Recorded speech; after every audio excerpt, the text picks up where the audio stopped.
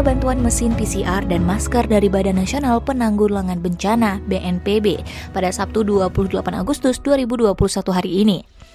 Bantuan yang diserahkan langsung Kepala BNPB, Letjen TNI Ganip Warsito itu diterima Sekretaris Daerah Aceh Taqwallah serta disaksikan sejumlah pejabat BNPB.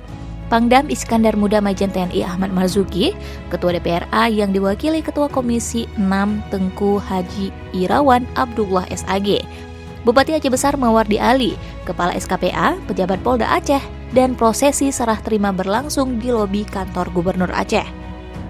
Bantuan itu terdiri dari 1 unit mesin PCR yang dikhususkan untuk Kabupaten Aceh Besar. Mesin PCR itu diterima langsung oleh Bupati Aceh Besar Mawardi Ali. Selanjutnya 500.000 lembar masker medis dan 500.000 masker kain untuk masyarakat Aceh yang diterima Sekda Taqwallah. Selain itu juga diserahkan 1 unit mesin PCR untuk Kodam Iskandar Muda serta 500.000 lembar masker kain untuk Kodam Iskandar Muda. Bantuan masker itu langsung disalurkan ke 23 kabupaten kota, di mana prosesi pengelepasannya dilakukan di lokasi tersebut. Pendistribusian dilakukan dengan menggunakan konvoi mobil dari masing-masing Badan Penanggulangan Bencana Kabupaten Kota.